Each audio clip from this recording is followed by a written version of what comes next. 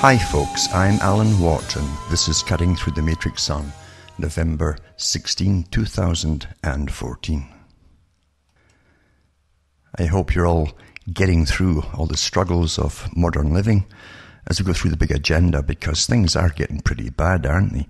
We know this, you see, through all the long history of the free trade deals, going way back actually into the old British Empire days, and John Dee, who coined the term the British Empire, which was to be the embryo of a trading system, which would also bring under its control, or London's control really, the mercantile system of the world.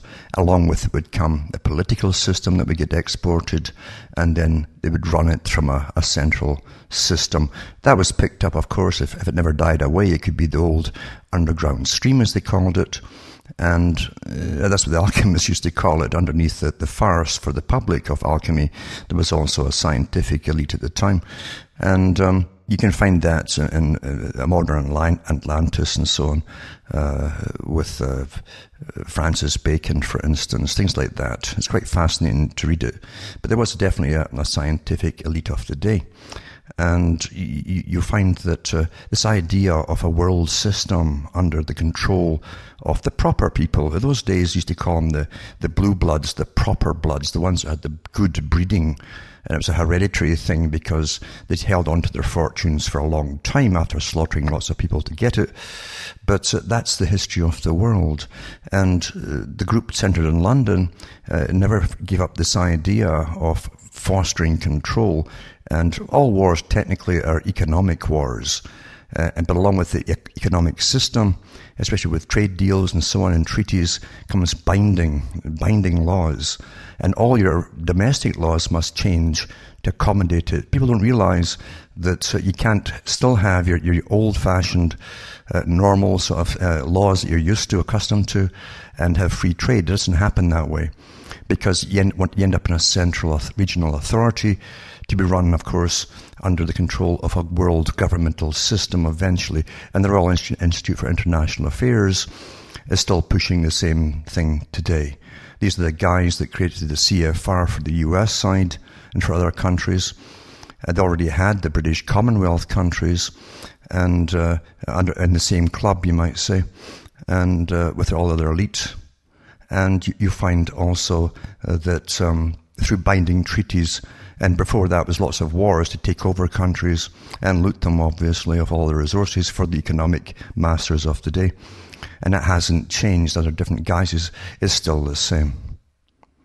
Britain, for instance, really has, at least the prime ministers keep telling you, they have no real rights anymore, because Brussels, the big super government that runs the whole of Europe now, is superior, and when they dictate something, it must be so, including mass immigration to destroy the domestic culture. And that's what it is. It's not because we're all wonderful and so on, and we're so prosperous we can take lots of people in, or everybody in, but the fact is it was to destroy the domestic culture that was more rebellious than the ones that they actually bring in. And that's to be the same system across the world with the free trade deals. That's why in the States, of course, as you deepen the so-called ties, that was the old term they used for deepening ties, but now it's simply free trade deals and binding agreements. You must allow the free movement of goods, only with selected multinational corporations, mind you, and labour across all national boundaries. And eventually the boundaries are to disappear, or as Karl Marx, who was on the same agenda, taking it from a different side, because they always use two sides, and they'd wither away. National states would wither away. And we also had Van Rompuy in the EU Parliament, of course, the top honcho, who was unelected, of course, by the people, because it's anything but democratic, saying the same thing. And I read on the air from his own speech that he gave in the Parliament that the days of the nation state are over. Now, if you don't have a nation anymore, what's the point in voting? Because it's bad enough when you get a centralised government, again, a tenet of the Communist Manifesto that was also sponsored from London and New York. But if you can't have a local government even to demand things, you have no rights at all. Something that's far away or even centralised is, we're too busy to listen to your little problems. That's what they tell you. And when you get a regional government with many countries involved, then you have absolutely no say whatsoever. And you're being trained to go along with this through dictatorial powers as opposed to pure persuasion and chronology, as I call it. And that's the term I always use, chronology. We're ruled by chronology. It's a fascinating subject. With the going way back, and with the onset, in fact, of the push towards amalgamation of Europe, you find that world wars were necessary too, and that's the excuse they gave for getting the secret governmental departments set up since 1948 across Europe. Every parliament had a branch of the secret government that was to gradually implement economic trade deals, and then it went into the guise of free trade, and then it got into the guise of give up all your rights and join the EU Parliament, which is a super parliament. Again, getting back to Karl Marx, isn't it? It's amazing. He said that there could be three world regional governments, overall regions that's under them, and that would reduce the national governments down to provincial governments, like tiny little localized ones, and they'd all be under the guise, the regional ones, of a super world parliament. Now, since from the very onslaught of it, every country has used the same technique, because it's the same group that are behind writing up these trade deals and amalgamations and so on, step by step by step, and you get accustomed to it until you ignore it altogether. You adapt to it. We're always adapting to whatever they give us, you see. And it's through fiction, it's through non-fiction, it's through the youngsters coming into the university who are immediately brainwashed in all their politically correct updates. And that's how it's put forward till the ones going into university come out thinking everything's normal. Everything's quite normal, even though you might be waving the same flag somewhere, but it's a completely different system running the country. But you don't notice that. You still think, oh, there's that flag. It must be the same thing. But it's not. Not at all. The US is amazing for that, because it's so stereotyped in the US of certain music, military, martial music, and the flag waving and the symbols of the nation, and the leaders drape themselves in the symbols. It's all done by the public relations guys for them, of course, the big machinery that makes them superstars, and they can take you anywhere they want because you still identify with them. Well, they must still be American, you see. So we're well under this way. But I was reading the early economic trade deals for the European system, and it was called the common market. They call it the common market, you know. That's how they introduced it, all these trade deals. And there's always two sets of books and two versions of it, one for the public to hear, that they'll be, oh my God, they'll be so prosperous, everybody will have so many jobs. I mean, you could take your pick from hundreds of them. Everybody could take their pick, and prosperity would come your way. And if you didn't join it and vote for it, you'd be left behind. That's been repeated in every country because the formula works, and it's all put forward by the Royal Institute for International Affairs, which is a private organization, remember. And it includes lots of politicians, the top ones, absolutely. And it's branched in the US, the Council on Foreign Relations.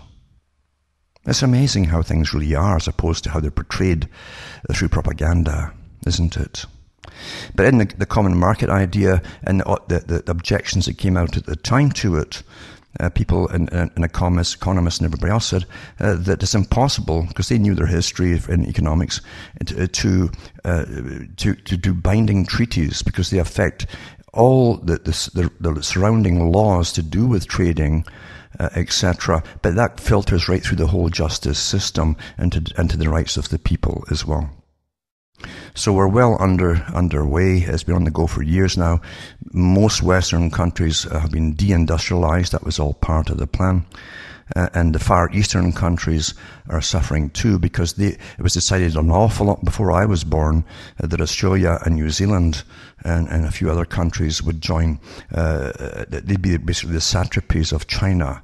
And China is also on board with it. If you think China's independent and going their own way, forget it, folks. The same guys that created modern China also created your prosperity in the 50s and 60s and took it away again. That's what really happened. That's the real history of the world. And superchronology has been used all along to trick you and to give you that version of reality. Because your sanity is judged by the way that you bounce off ideas from things you've heard from the media and so on and sources of your friends. And you get the same bombardment. And if you all agree on things, because you've all heard the same things, then you must be quite sane. That's how you see. But if you say something different, if you're the very odd person that goes deeper to really know what's going on, to find out why, and you find the history of this, it's ancient history. And the techniques have always come through from the same sources, as I say.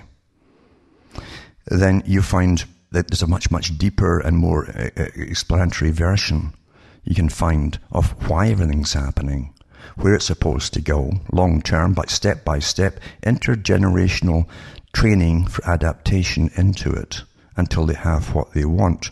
And we are pretty well about 90% there, folks, for those who don't know that. The US is not the US of even 30, 40 years ago. Britain is gone, completely gone today.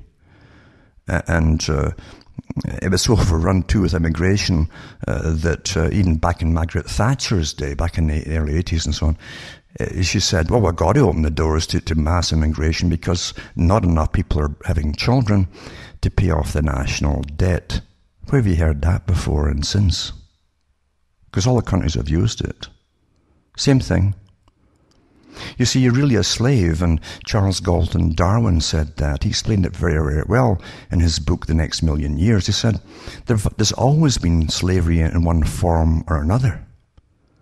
And we are in the process of creating a new, more sophisticated form of slavery. This is what some of the characters in the 19th century were talking about, a technique of mass persuasion, using chronology and the understanding of human nature to get the public to do anything that the elite wanted them to do. It's quite...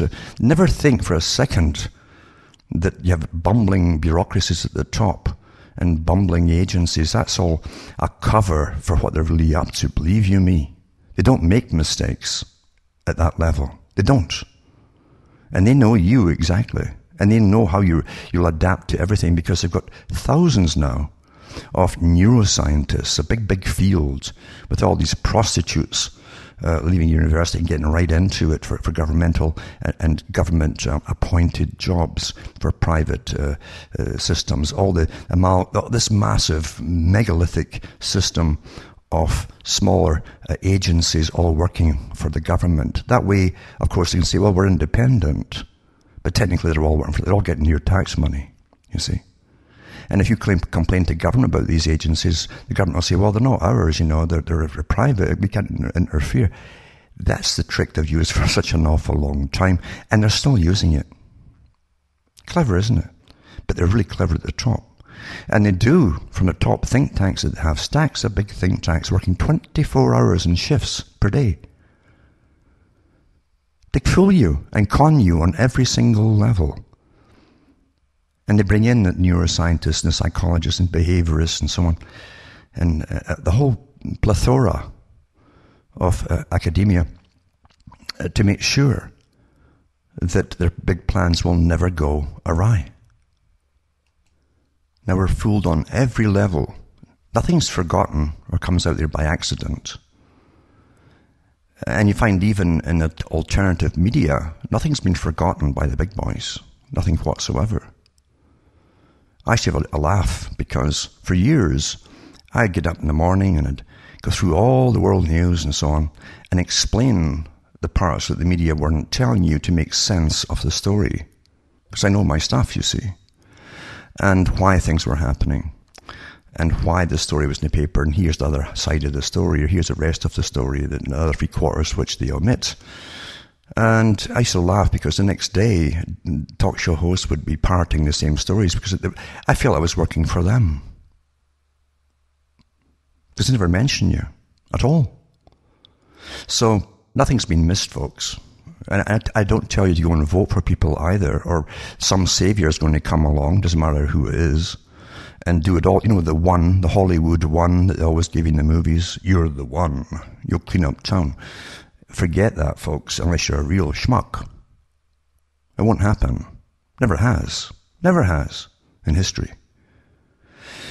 But that's the cons that go on left, right, centre across the world, from the top to right through the structure of your system, right down to your local governments and local councils even. Everybody's on the take. Everything's a scam because, you see, the morality that we used to have has been completely eradicated from the days of Freud onwards, basically, and even maybe before that by some too, but really from the days of Freud. And even if you're not religious, the fact is you had common moralities given to you. Even if you're an atheist, you couldn't help getting away from the common moralities of decency and etiquette amongst people, and you didn't meet strangers and start effing and so on, and cussing and swearing and being awfully lewd like you do today. There's now the new normal is the Frankfurt School, another big branch that was put out there to destroy your cultures deliberately, and they admitted it in their own writings, lots of books they put out, and all the characters underneath them. And I've gone through all this in the past, of course, going to cuttingthroughthematrix.com website into the archives, and you can hear thousands of talks I've given as I've gone through all of this too. It's been used up, and many folk have turned out books on this information.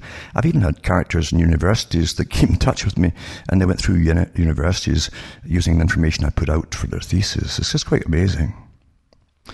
But and I'm sitting here wondering how you fix a transmission in your car that they want $2,500 for. Because I'm not selling you stuff to keep you immortalized and to fight off every possible disease under the sun to make a massive buck. I'm just telling you how things are, and that's why I started all this stuff in the first place. But I definitely don't con you, and I don't tell you who to vote for, because voting really is a waste of time. If you're an honest politician, they'd be Kennedied very quickly. No, that Kennedy was an honest politician. And McKinley before and so on. They get them popped off so fast. It's so easy to do. They don't have to make a big spectacle of it, like killing off the king and Kennedy. They can do it, they generally do it very quietly. You come down with a massive cancer or something, just spontaneously. Sir James Goldsmith, who was no angel himself, who came over to the US and talked to the Senate, and you can hear the old tapes, I played them on the air, of his speech in the Senate, US Senate. He came over from England. He was a top tycoon, this character, who had no problems about ripping oil off of other countries and all the rest of it for many years. But when he saw what was happening with the European Union, he came out and tried to form a party to break away altogether from the European Union. He said, I'll destroy you. And he explained all this, what would happen in the US to the Senate. And the next week, of course, all the guys who agreed with him in the Senate voted to go along and pass all the trade deals regardless, because they're all corrupt folks. That's why they're put in there. And they all belong, again, to the private organizations under the Royal Institute for International Affairs, such as the Council on Foreign Relations and its other branch that is spawned, which is a Trilateral Commission, and all the other little things that you hear about too. That's the reality of the world. But the corruption, as I say, is right down to the bottom level.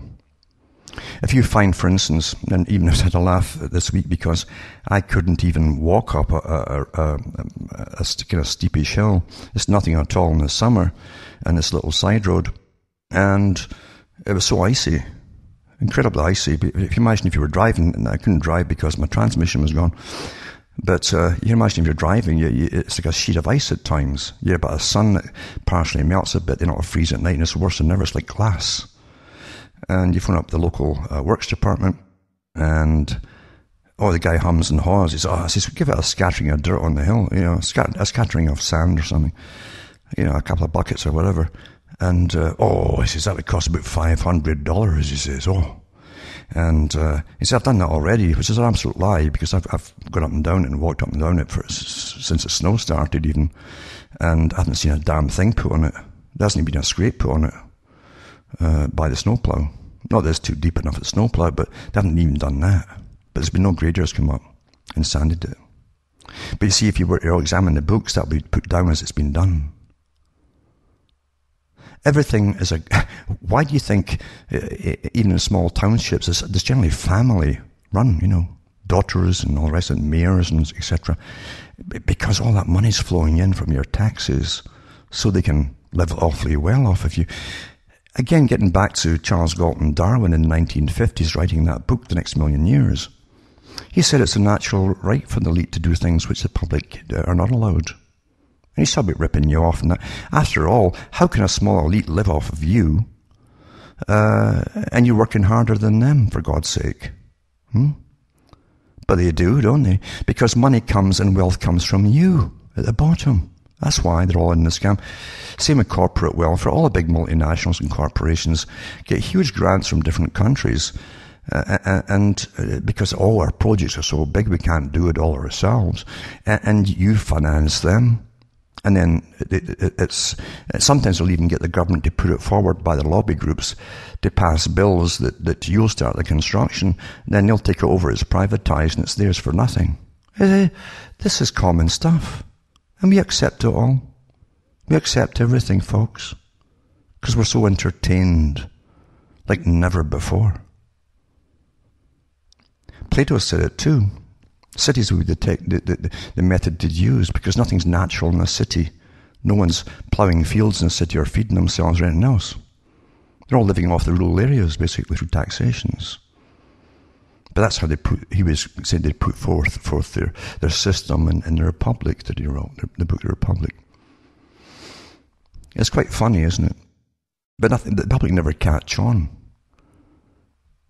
If they get away with their little niceties, little nice things, little comforts and so on, and get their feet up at night and zonk out in front of that TV and get further propagandized with it, no matter what they're watching, then they're quite content. You know the studies have done on all this? It's just astronomical. Astronomical. They know you better than you'll ever know yourself. Now getting back to the topic, free trade, of course. And the next step, and the next step, and the next step as you go along and along and along, and you get little bits in the paper, a few lines that tell you absolutely zilch, which implies to you, well, don't be concerned about it, it's got nothing really to do with you. You will only get angry or irritable and motivated, in fact, if the press tells you to do so. Otherwise it won't happen. They know this, the big boys. And that's why they tell you every so often, there's mass prostitution in this country, they're using slaves and so on, blah, blah. And then before you know it, you've got a charity group on the go fleecing you for tax money to go off and help these poor girls that they tell you are all gone missing, whether it's true or not. But they don't tell you what's happening to you at home and where it's supposed to go with you. Complete austerity. Post-industrial, post-consumerist austerity. And I've said for years now, the whole idea was to reduce you down to basic sustenance, basically. Sustainability. That's what the term sustainability means. Down to the lowest common denominator, where all your income will eventually go to everything you need to basically survive. Water, food, electricity, heating yourself in the winter, all of these things will be heavily, heavily taxed. The whole Agenda 21, for instance, which is also called the Millennium Project and sustainability and so on, it's all the same agenda. It's the same thing from the same people. They even give it different names once the public were catching on through guys like myself telling you what it means with Agenda 21. The United Nations had an article out to all their NGOs to call them different names so the public would start to get confused and forget about it. This is all, it's all done, folks. When plans are made and it's all signed into agreements, it's done. And you have to eventually get faded and phased off the road completely and live in your little community where supposedly there'll be private transportation only for the big corporations that run the buses and so on for you. But no private vehicles except essential vehicles only. Police, fire, ambulance, bureaucrats, agencies and so on, governmental. That's where it's supposed to go. And remember too, the Club of Rome, and I launched that one too, from the 1970s, their article, and they called the new global, or the first global revolution, they called it. They went through that too. Democracy wouldn't work, and they all knew that, and they weren't talking off their own bat, basically, as a think tank, private think tank. They were talking because they're part of this big global structure financed by the same people. It's got many branches, again, to obfuscate who's really behind it. It's the same bunch behind it, always. And they said in that book that there's too many bickering, for instance, amongst people and parties. They can't get their big agendas through, so they would need new techniques to ram agendas through. And that's what the ones that came up with, pollution, so and so would be used against the public to bring you into serfdom, basically, and into these sustainable communities, and do what you're told, etc. And you'd adapt to it step by step by step. And now we know it's through terrorism that we're going to use. But in the first global revolution, they talked about pollution and all the rest of it. It was all man's, and deforestation is all man's fault. Therefore, the enemy would be man, you see. And that's what they'd use against you. It's all your fault. It's all your fault for breeding and having children, right? Meanwhile, the domestic people, the naturals people of various countries have been plummeting in the so-called industrialized or post-industrialized nations, plummeting for really since the 1930s. So you can't be good, you see. A lot of folk only started having 2 children when they were told to. But 1920s they started big push for that. And they said actually after World War I that they hadn't killed enough people off. And so in the 20s they pushed again for, cut down the families. And books came out saying, well, believe the big top politicians and all the House of Lords in Britain, when they start reducing their children, they were having sometimes 10 in a family. But you were to have less, you see, maybe 2. And so the goody two-shoes went, well, okay, I'll have 2. And so you have 2. And that's just basically maintaining each other. You know, male and female will breed down the road and have offspring, and then they reduce it to 1, you see. Now your birth rate's not only keeping level, it's falling dramatically. And again, 2, even if you try and get 2, it falls dramatically because there's still children that die in childbirth. Now you have autism and everything else involved as well. They're disabled, and that's what they call it. If they were disabled, and I'm using their terms, of course, not all the PC terms, and they're allowed to, by the way, in top academia, use the terms they've been using forever, as they tell you to use other terms like challenge and so on. But they said that no one would they'd be ineligible for marriage partners. Fast takedown in Africa, places like that. But in the West, they couldn't have fast takedowns because the people would, even we're all dumbed down, propaganda and indoctrinations, we start to notice, wouldn't we? So more and more folk become disabled and have chronic diseases, and even chronic aging diseases that would hit them much, much younger, right down to the new ones, and you've got arthritis and juvenile arthritis, they call it. Now it's normal, just like autism's normal now.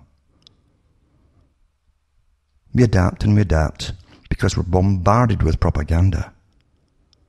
And anything to do with emotion, when they bring emotion into it and you see the poor children, you're not thinking straight, folks. You're not asking the right questions, like, why did this suddenly go sky high? And again, it's a whole history behind all of that, why it happened. Of course we know why it happened. I've given many talks about it before. But a slow takedown, and you've got it. You've got it.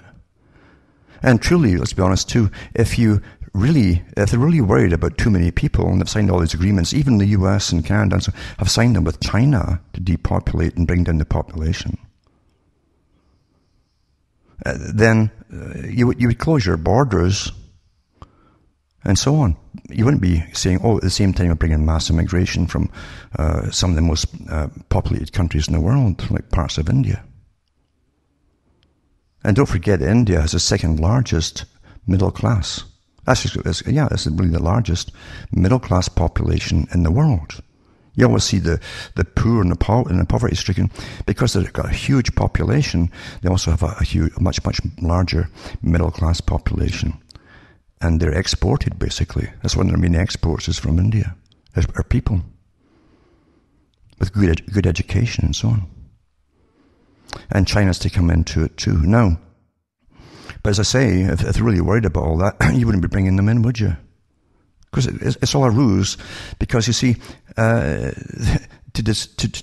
rule over a whole world, you must destroy the national cultures that caused them too much trouble down through history. In other words, they fought back at times. And they have a sliding scale of the ones they're more afraid of, right down to the ones that they're not worried about at all. You see? Again, it's a whole history behind that, but I'll give other folk ideas for stories, which you'll hear about soon, I'm sure. But here's an article here, and this is from the Center for Progressive Reform. Progressive Reform. That's an old term, by the way, that the communists used in the West, because the communists were working for the same group, you see, as the top capitalists. And reform, you better understand what reform means, folks. When they say reform, they mean a completely different way of living. Agenda 21, that's what it is. But they'll never mention the term again in these articles. But it says here, the 13 essential regulatory actions.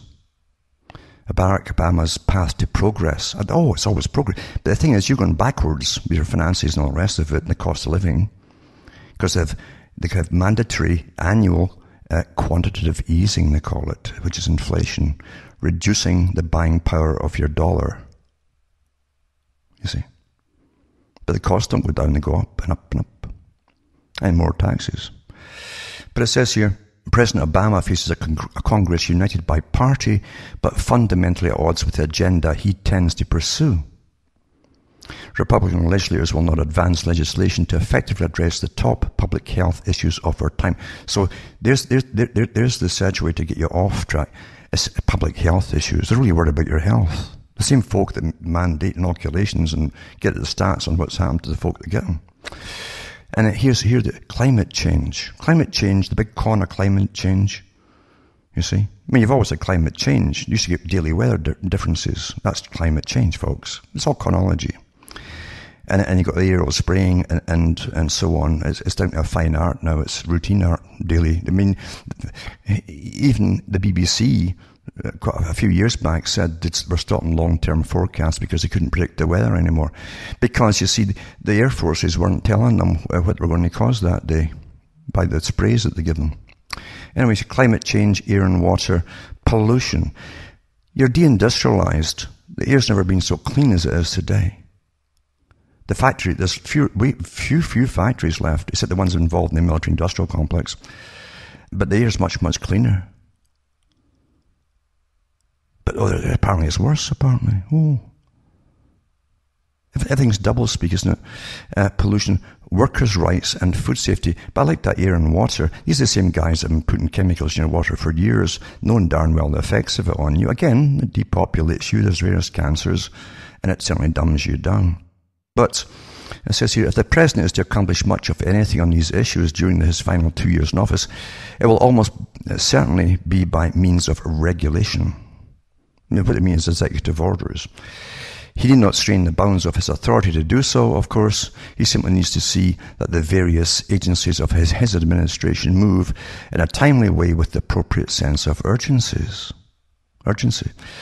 The Center for Progressive Reform's issue alert called Barack Obama's Path to Progress 2015-16, 13 Essential Regulatory Actions. They give you the PDF, and I'll try and put that link up tonight. It says by CPR President Rena Stenzor, CPR Senior Policy Analyst James Goodwin, and Matthew Schutz, and CPR policy analyst Anne Havman identifies 13 essential regulatory actions that agencies are working on now to address critical public health concerns. All of these actions can and should be completed before the president leaves office. These rules come out of the Environmental Protection Agency, the EPA. This is the Food and Drug Administration, the FDA. See, they're not there for the reasons that you've been brainwashed to think they're there for, folks. The Department of Labour and the Department of Transportation. Now, think of all these things. Total control of your water, your food. I mean, they're mandating more and more poisons to get put in your food. And the GMO and all the pesticides that go along with it, and all up the doses of that. and the Department of Labour, who can work, who can't work, etc., or who gets priority jobs, even incomers from outside. And the Department of Transportation, because you see, they want the cars off the road, that they be phased off the road in about, it's not that far now, they're talking about the 2020s, early, starting to, until you can't afford it, you see. And then they'll put various penalties and taxes on, so it's much more expensive to drive. They'll put higher taxes on even repairs for your vehicles, things like that, road taxes, insurance and so on, until you'll give it up. And the idea is you'll move out from rural areas into overcrowded cities, and then you get public transportation only. That's Agenda 21. It says, all are now years overdue. Each day people get ill and too many die because earlier administrations dragged their feet on these problems. As I say, Canada's been deindustrialized from about it was starting in the 70s. And through the 80s and the 90s, then everybody went up lock, stock and barrel through the free trade with China. The earlier first big agreement through the World Trade Organization, another private body, by the Royal Institute for International Affairs and Council on Foreign Relations. And the whole factory is uprooted and gone. You paid for all for your tax money. That was part of the trade deal, so that the big corporations wouldn't lose a penny. It says, because time is short and so much work remains to be done, the Issue Alert, it's called Issue Alert, recommends that the President appoint a senior White House advisor to be the joint person to organize and ride herd, I like that. Guess who they heard? Over the considerable effort that will be required to make these and other rules final by no later than June 30th, 2016. We all had a big meeting about that already. They had one in June this year, and one for next year, and in 2016 is to be when they've got all these things augmented and put in place. The authors choose that June 2016 date because it effectively immunizes the rules from repeal under the Congressional Review Act. Are these guys working for... Why would you vote when they're obviously not working for you? They never have been. And if you don't know by now, you never will. I mean, Talk about lawyers ruling everything, eh? What do you expect? And should the Republican Party take control of the White House and hold both houses of Congress in the 2016 elections, it won't make a darn bit of difference who gets in, because they're all working for the same boys at the top. And it says, here are the essential regulatory actions highlighted in this Issue Alert. National performance standards to limit greenhouse gas emissions. That's your driving and your heating and everything else. From fossil-fueled power plants. But power plant, don't forget, a vehicle is a power plant, folks. I hope you understand this. This will get parried by talk show hosts tomorrow, by the way. EPA rules that would reduce climate-disrupting greenhouse gas emissions from new and existing fossil-fuel power plants, saving thousands of lives. You see? Now, just to let you in on the whole driving thing in cars, they've been adding more and more ethanol to the gasoline for years now, and they up it every year until your engine is burning out much faster because it makes them awfully hot. And it puts holes in the pistons and pits everything. It also attracts lots of moisture. It's a pure spirit that they add in, and it attracts moisture into your fuel tank. So it rusts things out even in there. But I've read the articles from the latest study that was done, and the big car companies and small engines companies, everything that you use at home even, are complaining that a brand new, say, small engine, for instance, after a week on the ethanol mix that they're selling you, it looks like it's been used for about 20 years. It's all pitted and almost holed and so on, chips off because of the high heat that it puts out there. They call it biofuels, you see. Sounds weren't bio, everyone's bio, you see. But it says the FDA rules that would prevent catastrophic foodborne... See, they don't have to ban you from driving. Just make it impossible to keep going, unless you can afford an engine every few months. But it says, and I mean that, because I see up this ethanol, you wait and see, folks, it's going to happen. But the FDA rules that would prevent catastrophic foodborne illness. What catastrophic foodborne illness, eh? Outbreaks caused by processed foods, such as the recent salmonella-tainted peanut butter outbreak that killed 9 people. remember when they said it was even inside the eggs. Oh dear, eh? What nonsense. But anyway, produce safety. An FDA rule that would prevent catastrophic foodborne illness outbreaks caused by tainted fresh produce, such as the recent listeria-tainted cantaloupe that killed 33 people. There you go, folks. Could it be the stuff that is grown in? Could it be the GM stuff, genetically modified, blah, blah, and all the pesticides? But are they going to tell you? Of course they'll never tell you. Imported food safety. The FDA ruled that it would hold imported foods which comprise 15% of all foods consumed in the US to the same high standards that apply to foods produced domestically. Silica standard and OSHA rule, OSHA, to better protect 2 million US workers exposed to dangerous levels of silica dust in the workplace. This is the guys that are spraying you from the air, folks, and have been since 9 to 8 on a daily basis. They're worried about what you breathe. National ozone air pollution standard. The EPA ruled that would annually prevent up to 12,000 premature deaths. They always rationalise something by bogus figures that pick out the air. And I mean that, they do pick out the air. Do you remember when the crash came in 2008? Supposed crash. It was all no news before. A spokeswoman from the Federal Reserve was in front of some panel for inquiry, and she demanded some huge, massive amount of money. It seemed huge to us because we deal in peanuts. These guys are in billions when they demand money, and to them that's peanuts. And actually it was like a down payment almost, a deposit that she demanded from the US taxpayer via the government to bail out these banks and so on. And they asked her about a month later why she picked that. It was an ongoing inquiry. She says, well, this seemed like a good round number at the time. And they had no idea why they picked it. They just picked it out of thin air. Everything they give you in stats and all the rest of it is just out of thin air, folks. The statistics and so on. And if we get back to the last little bit of the same article, it says, as I said, it said National Ozone Air Pollution Standard, EPA rule that would annually prevent up to 12,000. Just pick out there. Premature deaths. Really? Would it? Okay. No. Then it says Waters of the United States regulatory definition. An EPA rule to ensure that wetlands and smaller bodies of water receive the full protection of the Clean Water Act, you see. Really? Again, think about aerial spraying and all the chemicals that come down on you. Child farm labour safety rules. The EPA and Department of Labour safeguards to better protect vulnerable child agricultural workers, one of whom dies in a farming-related incident roughly every 3 days. It seems so precise, doesn't it? Does it really? Every 3 days?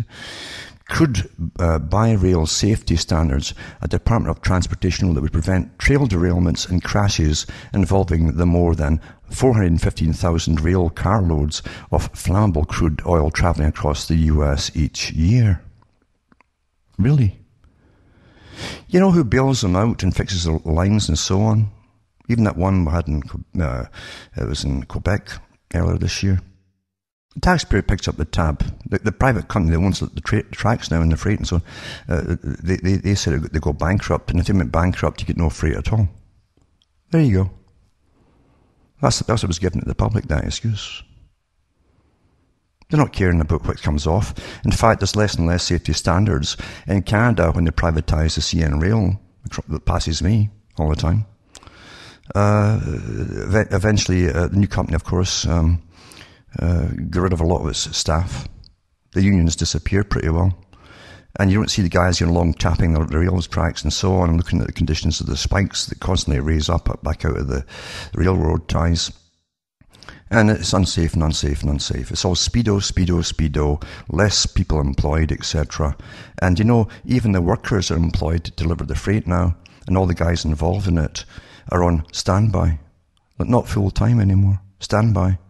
And so they're only given 2 or 3 hours warning before loads are ready to go out to save the corporation's money. Now, it says here, National Stormwater Pollution Controls. An EPA rule that would prevent harm to lakes, rivers and streams caused by polluted stormwater. Coal ash waste disposal standards. An EPA rule to require power plants to better manage more than 129 million tonnes of coal ash they produce annually in order to prevent contamination of adjacent ground and water surfaces, as well as disastrous spills. Concentrated animal feeding operations, operation water pollution standards. An EPA rule to regulate disposal of more than 500 million tonnes of manure produced every year. This is the carbon stuff. And methane. Oh, methane. Oh my God, it's going to kill us all off. And permits e-reporting for the National Pollutant Discharge Elimination System. An EPA rule that would strengthen agencies' ability to respond to water pollution violations. You are going to pay, if you think you're paying a lot now for your water in the cities and so on, and for your food, and everything else, and even to drive, you better take courses on living in poverty, folks, because that's another term for austerity, as these guys put it across. And I'm not kidding about that. And it says, read the full report, Barack Obama's Path to Progress 2015-16, 13 Essential Regulatory Actions. And I'll put it up tonight, this article, and the PDF is in the article. You can download it yourself, and many talk shows will grab this stuff because I'm doing all the work for them and prattle on, but don't ever mention where they heard it from, or the explanatory stuff that I fill in for you to explain why it's all happening. Obama's $3 billion for climate fund could kickstart action on global warming. That's from The Guardian, and it says here, November 2014. So here we are, $3 billion climate fund kickstarts. This is, again, like the deposit for it. Your money, of course. And it says, Barack Obama's handshake deal with China and the $3 billion pledge for climate finance could break down the wall between rich and poor countries. Oh, see, they care about you being rich and poor, eh? That has blocked action on global warming for 20 years, even though we're freezing here. And where I'm living here, there was 2 days of sunshine. I mean, like 2 full days of sunshine. All what normally used to be summer. This place used to be baking because it was berry country, berry picking country. All the blueberries and all the berries grew up this way. Not anymore, folks. As they intensified the spray and intensified it, it's been like floods every year. And winters that just don't end. But reality doesn't matter, does it? I can remember it was a court case a couple of years ago, again in the US, I think it was, and one in Canada too, to do with a farmer who Monsanto were after him on their private army sort of thing, because they supposedly found seed that mixed in with his crop that he didn't plant, of course. And the judge said eventually that he didn't care how that seed got there, where a bird pooped it or it got blown by the wind or whatever. It's on his property. He's guilty, and that was it, to get him out of business. And when the facts came up, he says, facts don't matter. That's the reality we're living in. Facts don't matter anymore, folks. Don't try and enlighten people who don't want to get enlightened, because facts don't matter to them, no matter at all. It says the White House announced the $3 billion pledge Friday, putting climate change firmly on the agenda of the G20 summit in Brisbane and injecting momentum into United Nations talks ahead of a key meeting in Lima this month. They're on the go all the time. The guys who set up these big meetings literally have their work cut out for the next 20 years. Because there's meeting after meeting across the whole planet. Why do you think it's all over the planet, folks? Places you can't get to attend. Not that you get in the door. It's all secret, folks. It's one big agenda. The G20. I mean, is that why you vote for folk? Because they're now in charge of the business of the whole country? Really? It's the same thing with countries that borrow money from the private banks and money lenders, the big money lenders, to give through agreements to other countries to supposedly help them out. Third world countries. Is that what your government's in? It's a business? That's what it's a business. So your government's acting like a big banker. And then, of course, every time the third world country says, well, we can't pay it anymore, Oh, the big movement comes with the pop stars coming out, the old aged pop stars on their crutches. Oh, you gotta forgive the debt. As they cuss and swear and say, forgive the debt, yeah. And it's a wink, nudge, system, the old Mason system too, and was in the noise at the public. It's agreed upon this, you see. Because in the government, the borrow money in the first place to give away, can then write it off, but you, the taxpayer, you're the guarantor, you have to still pay it off. Then they give them another loan. It's fantastic. Government is nothing but big business for the big boys that run the world, folks. Anyway, the $3 billion is the most pledged by any country to date to the Green Climate Fund, set up to help poor countries fight climate change. Oh, isn't that nice? Isn't that nice, eh? The US contribution puts the fund at nearly $6 billion towards its initial $10 billion goal. It doesn't go to that at all, folks. And those countries that are complaining about it in Africa, and then Africa's got a lot of little countries and some big ones, are getting bombarded with things like Ebola and all kinds of disease. Because they're an awful nuisance, you see, complaining about things and not wanting to go along with this greenhouse stuff. Because, you see, some of them would like to actually have a light bulb in their homes, and that would cause pollution, creating the energy for that light bulb. Oh, I'm not kidding you. Anyway, says Robert Menendez, one of the 4 Democratic senators who's pressed Obama to stump up for climate. Oh yeah, sure, he'd do it, yeah. For climate finance, said the pledge could unlock United Nations talks. The United Nations is a private organization set up by the Royal Institute for International Affairs, Council on Foreign Relations. It's a front group. Did you vote for the UN or anybody in it? No. It's not democratic either. And they keep telling you to be democratic. Well, it says the announced $3 billion pledge is exactly what's needed to bring developing countries to the table for a meaningful climate agreement in Paris next year, the New Jersey Democrats said in a statement. Campaign groups also widely praised the pledge as a sign of Obama's commitment to his climate change agenda. But a number of groups said America could have done far more. Oh, I wonder who those groups were, eh? All the NGOs working, big foundations working for the same group. The Catholic Foreign Mission Movement and the Mary Knoll Office for Global Concerns said America should have given 5 times more. Well, so what if the Catholic Foreign Mission Movement said that?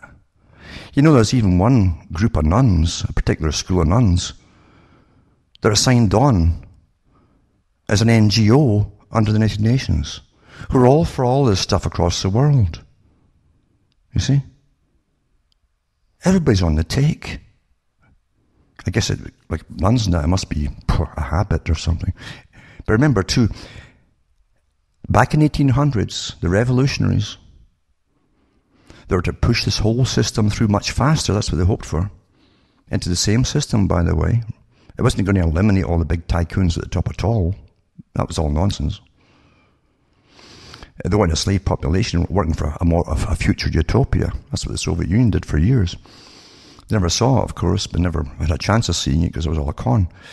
But back in the 1800s, the revolutionaries churned out articles and they were putting in books and so on. And they said they would use existing organizations, the same stuff that Bernays talked about. Don't go looking for or create. If they're there already, use them. Take them over from the top, and the followers don't notice, they just keep following. And they would use the churches, folks, through infiltration over generations, and then they would use the churches. So here you have the Mary Knoll Office for Global Concerns. As you're going down the tubes financially, you have to be taxed more so your government can supposedly give it away to help third world countries. They've been helping them for years. In other words, income the multinationals, the same multinationals, and hook branches up and factories up and give them slave wages, for God's sake. And when the people eventually start to get organized for unions, what do? They move. Oh, wake up, eh? Wake up. And it says, Brandon Wu, a policy analyst for ActionAid, said the pledge was a fraction of the support for the energy industry. He says the US spends up to $37 billion per year on fossil fuel subsidies, We can do better than $2.5 billion over 4 years for a fund designed to help poor people in poor countries who are already living with the effects of climate change. That must be us, eh? Inflation, dollar devaluation, Britain it's the pound or the euro, and so on. It must be us getting poor. Look at all the thousands that die in Britain every year now. It's normal now. In their homes. Not in the streets, but in their homes. Living in real austerity, folks, because they've been pushing that for years, much. They're more effective in Britain. And it's mainly old folk who can't afford the fuel. And they die, and it's now normal. And guess what? The public accept it. They accept it. Normalized. And here you also have, it says, Obama's pledged, this is from the Republican leadership in Congress, attacked the pledge. Well, they always have to go through this show for the public. Obama's pledge to give unelected bureaucrats at the United Nations $3 billion for climate change initiatives is an unfortunate decision to not listen to voters in this most recent election cycle. When have they ever listened to voters? Jim Inhofe said, an Oklahoma Republican and the likely incoming chair of the Senate Environment and Public Works Committee, said in a statement. So the president's climate change agenda has only siphoned precious taxpayer dollars away from the real problems facing the American people, he says. Oh, well, he speaks for us, doesn't he? Everybody. Oh, God, he's the one. It's all a show. It's all a show, folks. They always give you someone who says what you're all thinking. And I mean in every level of media. Every level of media. And you follow blindly. Another article, 2, US and China strike deal on carbon cuts and push for global climate change pact. Oh, climate change. That's what getting back to the 1970s. The pollution, blah, blah. Man is the enemy. Climate change. Perfect, isn't it? Oh, perfect. Most folk today, you see, go from their environmentally controlled homes to the environmentally controlled car to the environmentally controlled office, if they've got a job, that is. And it's same the way back. And they don't notice what's happening outside them. They simply adapt and adapt and adapt. Because the media doesn't say, isn't this darn weird weather when it's snowed every darn day in places around Sudbury at the top of the jet stream where it loops. That's what they said, of course, in their articles for changing. That's where they dump it all. The biggest, heaviest dumps are right on the loops because it carries it as a bigger carrying area on the way back down again to the States. I never mentioned too, the weeks 35, 40 below freezing. Like it was normal? Really? Well, it is now. Anyway, so US and China strike deal on carbon cuts. So US President Barack Obama looks on as Chinese President Xi Jinping, speaks during a joint press conference in the Great Hall of the People in, I love that Soviet system, the communist. The Great Hall of the People in Beijing. They've got a whole slave population there. And the guys that used to be millionaires are multi-billionaires now that run them all. The People's Hall. The People's Army. Oh, everyone's the People's. Really? What a joke, eh? And then this other article too, from The Guardian, the US-China emissions deal puts extreme pressure on Australia to do more. See, they push everybody. Oh, because you see, Australia, as I said, and New Zealand are now under the region of China. That was decided by, guess what? The British establishment, London establishment, not British, it's really London. The British folk have no more say than the Americans or Canadians or anybody else has on what goes on. But London's the boss, you see, a big financial centre. Old families, as they say. So Australia must buckle under too. And the Hazelwood power station, so it shows you these power stations. It's under intense pressure to announce a target for post-2020 greenhouse gas reductions after the shock announcement from US President Barack Obama and Chinese President Xi Jinping of the new national climate change goals. The new national ones, eh? The US has agreed to cut its emissions by 2060 with 28% of 2005 levels by 2025, a doubling of the pace of its reductions. So, by 2025, folks, you ain't going to be driving. And leading up to it, don't think you can drive up to it. No, they're going to be putting things up and up and up until But that, see, they don't forbid you, they make it impossible to do so. That's what they do. They've always done this technique. Incrementalism. You adapt, and eventually it happens, and you think you're making it, oh, well, I better get rid of that old banger then and move into that city.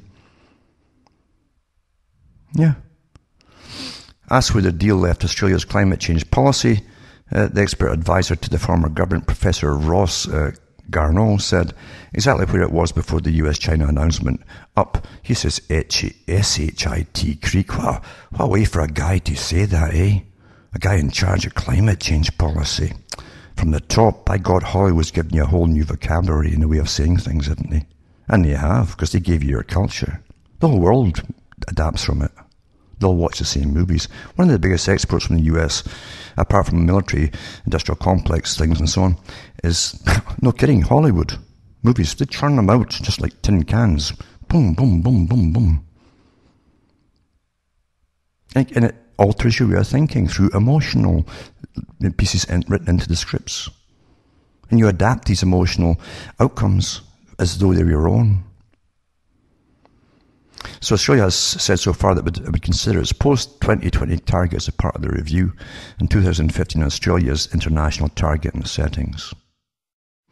And it says, taking into account what trading partners promise, and has been strongly resisting discussion of climate change at the G20 on the grounds that the metering should focus on its central economic agenda.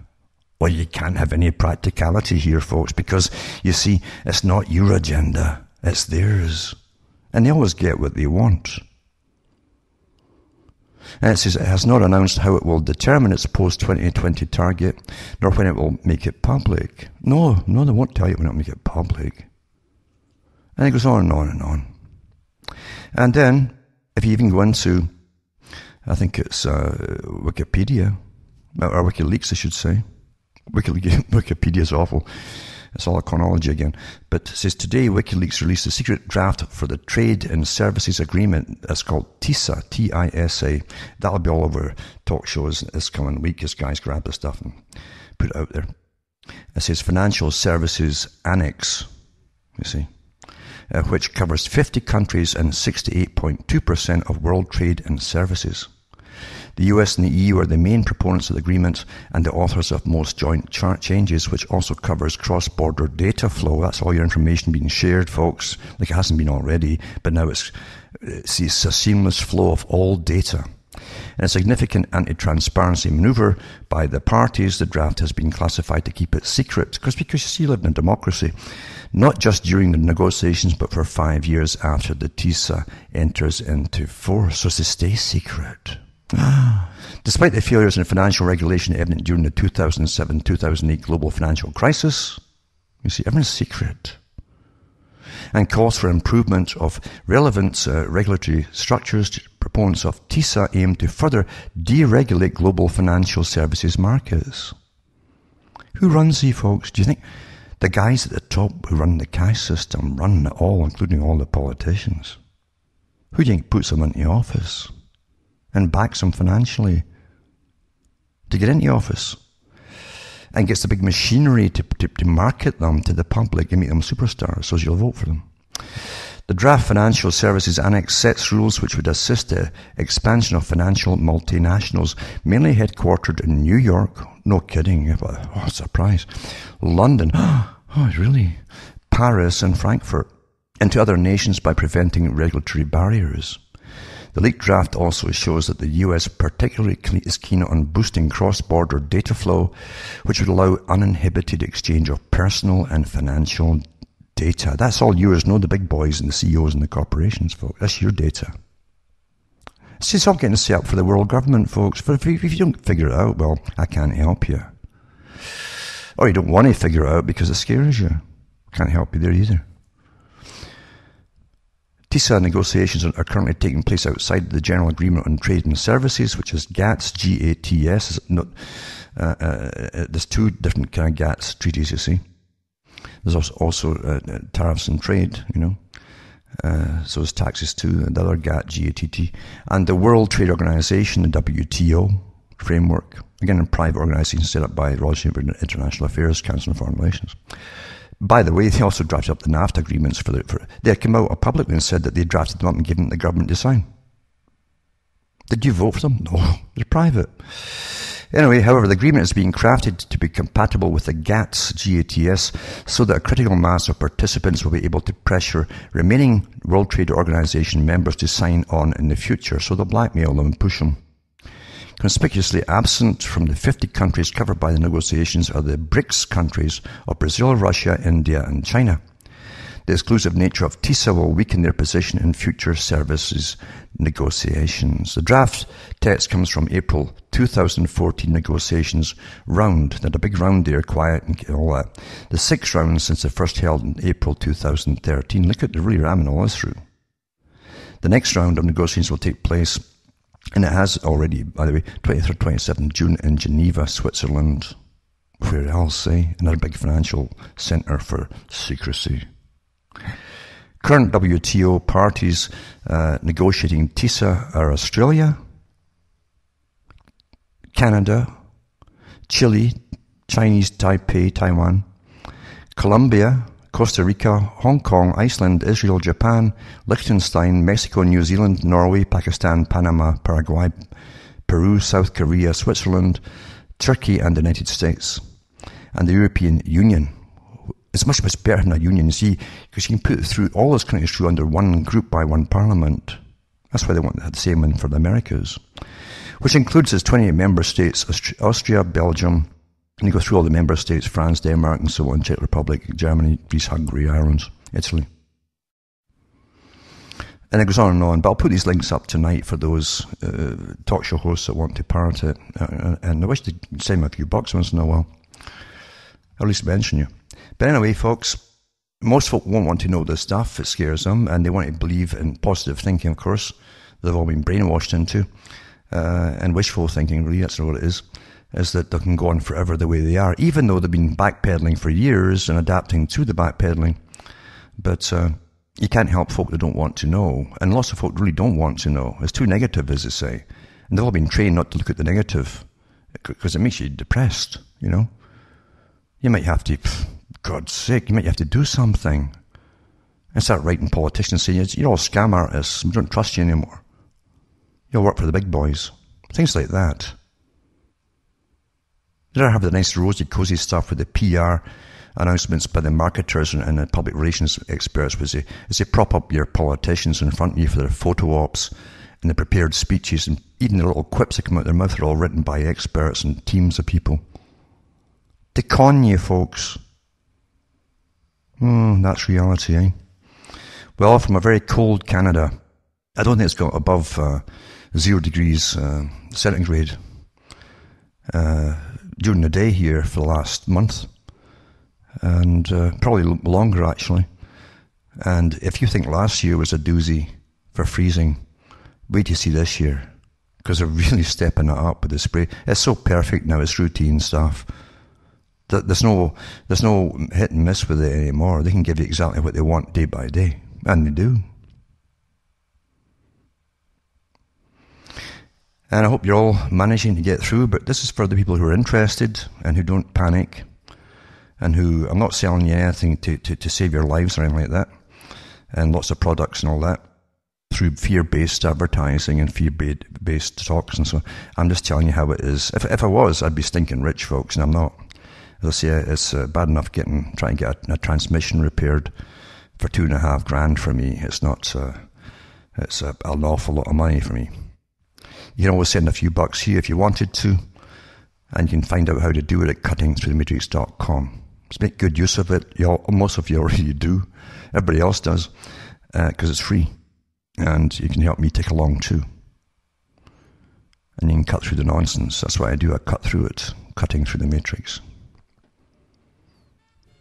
All the cons. I mean all of them, you know.